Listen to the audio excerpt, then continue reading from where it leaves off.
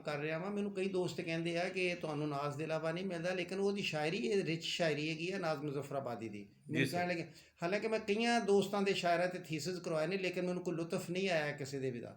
ਹਾਲਾਂਕਿ ਮੈਂ ਨਸੀਮ ਸਹਿਰ 'ਤੇ 3 ਥੀਸਿਸ ਕਰਵਾਏ ਨੇ ਯੂਨੀਵਰਸਿਟੀ ਦੇ ਵਿੱਚੋਂ। ਸਰ ਅਦਾ ਜਾਫਰੀ ਦਾ ਬੜਾ ਤੁਸੀਂ ਕੰਮ ਬੜਾ ਕਰਵਾਇਆ ਸੀ। ਅਦਾ ਜਾਫਰੀ ਦਾ PhD ਦਾ ਥੀਸਿਸ ਸੀਗਾ, ਉਹ ਮੈਂ ਮੁਕੰਮਲ ਕਰਵਾਇਆ ਸੀਗਾ। ਉਹ ਸੀ ਸ਼ਾਜ਼ੀਆ ਬਤੂਲ ਸੀ ਜੀ ਸਰ। ਉਹ GC ਯੂਨੀਵਰਸਿਟੀ ਦੀ ਸੀਗੀ।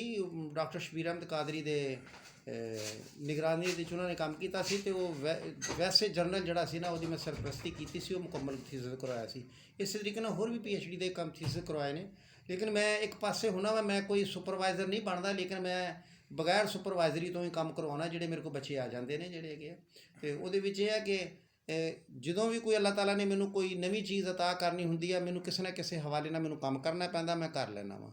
ਔਰ ਇਸੇ ਸਿਲਸਿਲੇ ਦੇ ਵਿੱਚ ਮੇਰੀਆਂ 4 ਕਿਤਾਬਾਂ 2023 ਦੀਆਂ ਨੇ ਜਿਹੜੀਆਂ ਹੈਗੀਆਂ।